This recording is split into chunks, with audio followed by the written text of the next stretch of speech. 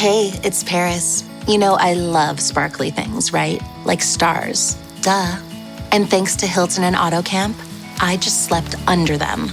Picture me, serving looks by the fire outside my luxurious Airstream, making s'mores with the kids, while a national park is our backdrop. The great outdoors meets Hilton hospitality. That's hot. Explore all the new ways to stay at Hilton.com.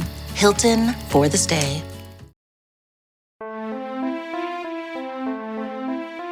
Previously on Drilled. They did such a good job that the public is more skeptical of climate change now than the oil companies are. The world's largest oil companies are embroiled in multiple lawsuits across the country and the globe at the moment. While the technicalities of these suits differ, they're all mostly about the same thing. These companies spent millions of dollars to manufacture doubt about climate change when they knew the science was sound. They knew it was sound because they funded a lot of it. They used this science to guide business decisions for themselves while paying PR agencies, front groups, and scientists for hire to tell everyone else it was bunk. ExxonMobil posted on their website, read the documents, and so we did, and they claimed that anyone who'd read these documents would see that they exonerated them. But in fact, they didn't at all. In fact, if anything, they painted a more distressing picture of how much Exxon knew about this problem scientifically, and yet how much confusion they sowed in public about it. Mere fact that a climate modeling group was established and that the tanker project was funded indicates that upper management felt this was a good idea and wanted to pursue it, funded it. The issue was not were we going to have a problem. The issue was simply how soon and how fast and how bad was it going to be, not if. Nobody at Exxon, when I was there, was discussing that. Hey, Drilled listeners, Amy here to recommend another climate podcast. If you have ever wondered exactly where your water comes from, what it means to actually break up with fossil fuels, or what the year 2100 could even look like, check out the Climate Dispatch from the folks at the Sierra Club Angeles chapter in collaboration with Stranded Astronaut Productions. The show is brand new. It launched in April, just in time for Earth Day, and it answers all those questions and more. The Climate Dispatch explores both global and local stories of the climate crisis through the lens of Southern California. On the show, host Taya Jeanette brings together a variety of guests and experts in conversation to share their climate wins and break down their fears and collective hopes for the future. Some featured guests include Time 100 Next recipient and climate activist Naleli Kobo, Troy Stevens, creative manager of Grist Magazine's Imagine 2200 climate fiction contest, Aru Shaini Ajay, executive director of the Sunrise Movement, and Allison Chin, president of the Sierra Club Board of Directors. Each episode will also feature a local LA-based band or musician to play out the show. Check out the Climate Dispatch at sc.org/climate dispatch or wherever you listen to podcasts.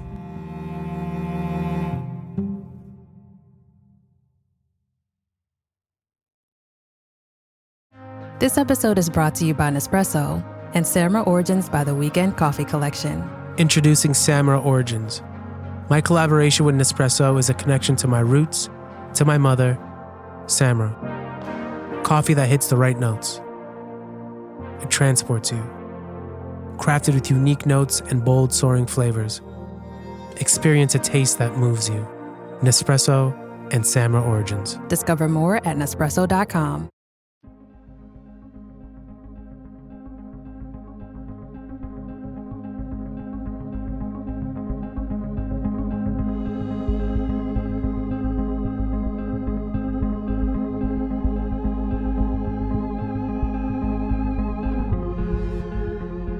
These influence campaigns were wildly successful.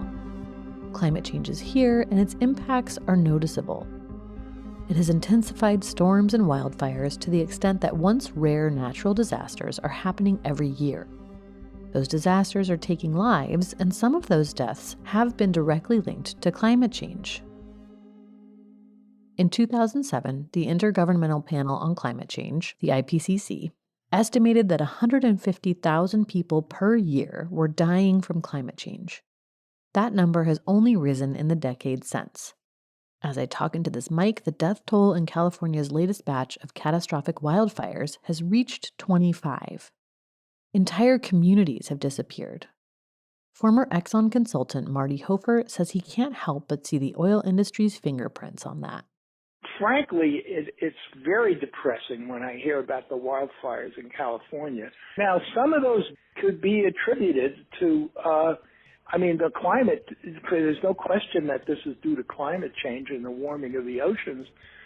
Some of those could probably be attributed to Exxon's product that became CO2 and went into the atmosphere. And that's depressing.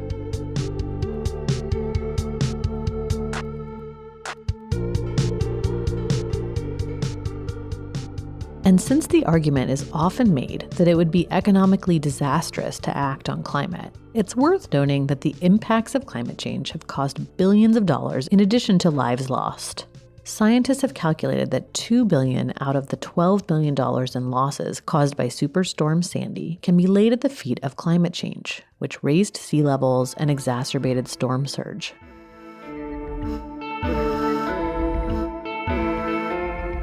In November, commercial crab fishermen along the West Coast came together under the Pacific Coast Federation of Fishermen's Associations, PCFFA, the West Coast's largest commercial fishing association, to file suit against 30 fossil fuel companies that they hold accountable for losses caused by 4 straight years of fishery closures that have harmed crabbers, their businesses, their families, and local communities in California and Oregon. The key issue for crab fishermen is that warmer waters cause more algal blooms, and those blooms release an acid called domoic acid. Domoic acid is a potent neurotoxin, so if it builds up in crabs, fishermen can't fish those crabs and people can't eat them.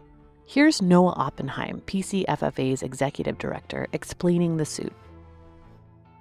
In 2015, testing of crabs preseason showed that crabs were testing at far above unsafe levels of domoic acid, which is a potent neurotoxin produced by an algae in the ocean. It persists in warm temperatures, and it shut down the fishery for 5 months, and it was devastating. It resulted in loss of opportunity. A lot of young fishermen who had just bought their boats, bought their permit that year or the year before were just hung out to dry, absolutely stuck.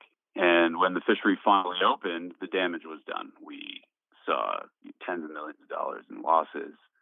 We're expecting to see this as the new normal. Domoic acid is going to be an issue for this fishery and potentially others into the future. And the connection between carbon emissions, warming the oceans, and domoic acid in our crabs is clear, direct causal connection. So when you have a direct connection like that and you have a financial harm, we feel that the responsibility for ameliorating that harm lies not with fishermen and society, but by the companies, entities that produce the problem in the first place.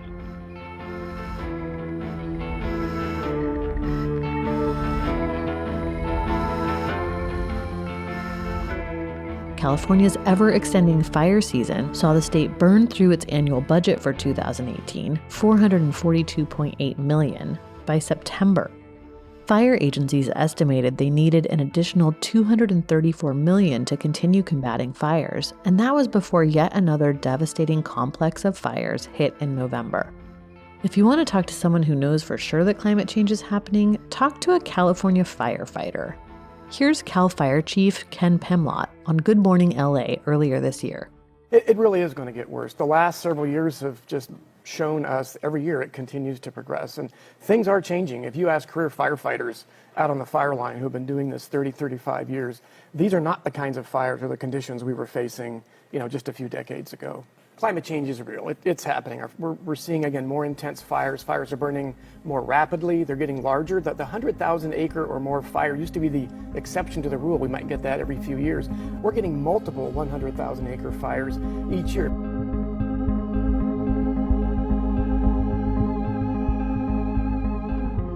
Last year, Pimlott told me that one new thing that's made firefighting harder is that it's not getting reliably cooler and wetter at night anymore. Nighttime was historically when firefighters would get ahead of a fire, but recent data indicates that nights are warming faster than days. We're seeing record-breaking natural disasters all the time now, not just once a decade. And they do seem to be breaking through the noise a bit.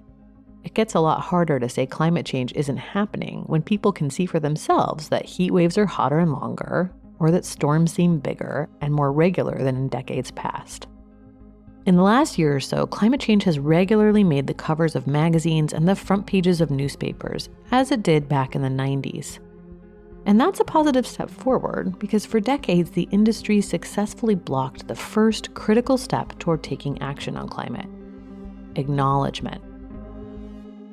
According to most of the literature on human psychology, in order to move past our general tendency to freeze when we're facing huge and scary challenges or big losses, is to acknowledge that the problem is there and that it's tough to deal with. Instead, the industry put the American public on a pathway to denial. They did so knowingly and with purpose. Hofert says that's what drove him to break ties with the company. I am not sure if I quit or was fired. There was a disagreement. Let's put it this way. There was a disagreement. When I first started working with Exxon, I was pretty idealistic. I thought that if Exxon actually had the information on climate change and was up to speed with the researchers, and the only way that could happen would be to publish papers in the peer-reviewed literature. So I kind of insisted on that as a condition of my consulting. And we did publish papers, and they did develop a certain expertise. So, but my thought was that based on that, since we were in the research division, that this would inform the management of directions that the company should go in. And I thought they should pursue alternative energy. And I thought that they would. That didn't happen. They actually hired, it was probably not the same people who hired us. The people who hired me were in the research division. I have a feeling the other guys were in public relations. And they were funding climate change deniers. First of all, I was frankly pissed that they were funding these climate change deniers because I didn't think they had the credentials of scientists. None of these people had published peer-reviewed journal articles on climate science, whereas we had.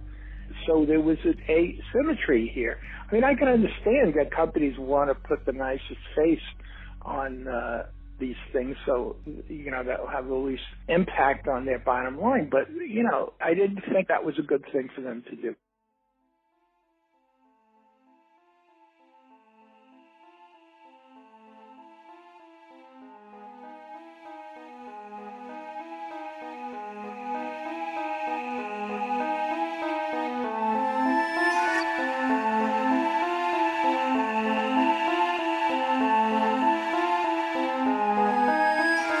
One thing I've heard from all of the former Exxon employees I spoke with is a sense of regret, of an opportunity lost. I really think we had something at Exxon. Yeah, okay, we're going to be an energy company and we recognize this problem, and so we're going to help direct the country away from fossil fuels. And instead it just said, no, we just want to make money on oil and we don't really care what happens. That upsets me. I don't know what else I can say. It was definitely a missed opportunity to lead. Exxon is attacked in this way because it cannot plead ignorance.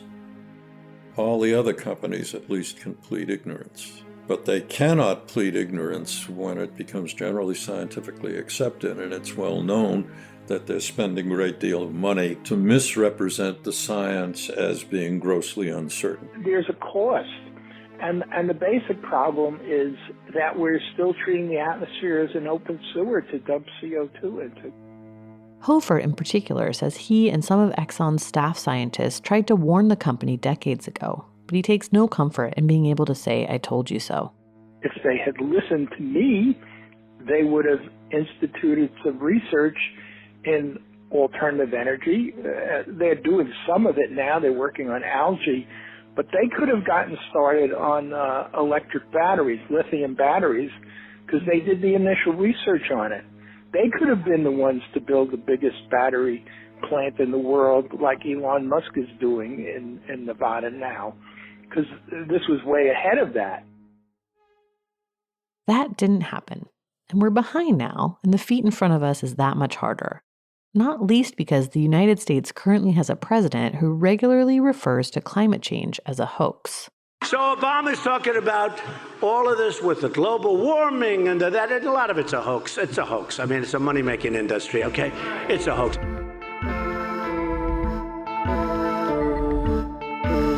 It's important to acknowledge that that's the result of an industry-backed, decades-long information war, particularly as Exxon attempts to fight various climate liability suits with a First Amendment defense. The company has argued in Massachusetts, New York, and now California that the fraud probes and liability cases against it infringe upon its rights to free speech. That argument hinges in large part on the notion they created that climate change and its impacts are political ideas to be argued about, not science to be acted upon.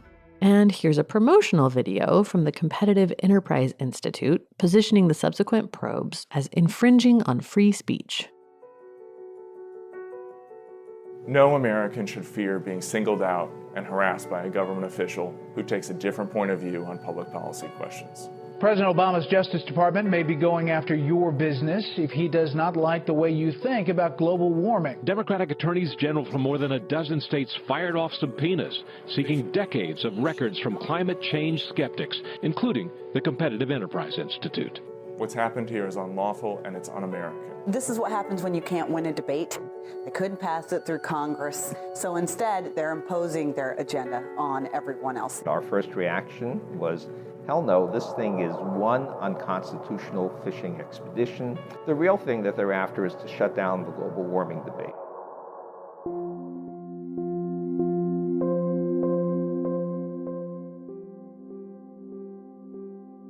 The first of these suits, filed against the states of Massachusetts and New York, is ongoing, but hasn't stopped the fraud probes from continuing, or acting New York Attorney General Barbara Underwood from filing suit against Exxon for misleading shareholders about its actions on climate. New York's Attorney General has filed a lawsuit against ExxonMobil, alleging that the company defrauded shareholders by downplaying the expected risk of climate change. Holding the industry accountable for manufacturing climate denial isn't about finding a bad guy or even strictly about justice. Although, of course, we love a good bad guy, and I imagine lawyers like winning cases more than they like losing them. It's about putting climate denial to rest once and for all, and removing key obstacles to action. The IPCC has warned in its latest and most alarming report to date that we have roughly 12 years to keep climate change in check. Authors of that report called for urgent and unprecedented change. And to accomplish that, we need systems and capital, as environmental sociologist Bob Brule points out. The idea that we're all responsible for climate change because of our individual decisions is a profoundly unsociological understanding of how behavior is formed through cultural influences, behavioral influences, and economic factors. It's blaming the victim for the real decisions that are made about how do we structure our cities, how do we set energy policy, how do we set the cost of automobiles, and things like that. It obscures the power of vested interest to be able to shape our lives. The idea that companies deserve more protection than people, that, for example, Exxon's desire to say whatever it wants about climate change is more important than the public's need to understand the reality of the situation, is one that's been repeated over and over again in recent decades. It's become a cornerstone of conservatism, but it doesn't need to be. Conservatives were once among the nation's most ardent conservationists. It was only a few decades ago that conservatives backed policy aimed at dealing with global warming. To the extent that denying climate change has become part of the conservative identity, that was entirely manufactured by an industry trying to protect its earnings. It's not an immutable truth. And those unprecedented changes the IPCC has recommended, they're not as far out of reach as they may feel. And radically changing the energy system may not be as radical as it sounds, or as harmful to the American way of life as the oil industry has made it out to be. The technology already exists to tackle climate change. The obstacle now is political will and catalyzing massive social change. But this country is not unfamiliar with massive social change. We've seen it every 20 or 40 years since the founding of the US, which was in itself a pretty radical act. We might take heart in the words of Walter Munk, a 100-year-old oceanographer renowned for helping to invent the science of wave forecasting, which was critical to winning World War II. He speaks often about how quickly things changed in order for the Allies to win that war, and draws parallels with acting on climate change. Here he is talking about that at Scripps Institute recently. And I hope we can all work effectively together to do something about it. It's a job about as difficult, or maybe more difficult, than the one we faced beginning in 1941. At that time, we had no idea what we were going to do, and we changed from being in a very, very difficult decision to landing in Normandy in 3.5 years. I'm still amazed how quickly things changed. Things need to change that quickly again. And they can. The world is waking up again. The fossil fuel industry is reacting to both legal and public pressure. And politicians are finding that running on climate action is a winning strategy. As the country begins to acknowledge fully where we are and how we got here, as people begin to understand that it's not our fault, but that we do hold more power to catalyze change than it may seem. As we break through the fear and grief and paralysis, we can change the tide and win the war. Drilled is produced and distributed by Critical Frequency. The series was reported by me, Amy Westervelt. Our producer and composer is David Whited. Richard Wiles is our executive producer. Our story and concept development consultant is Reka Murthy.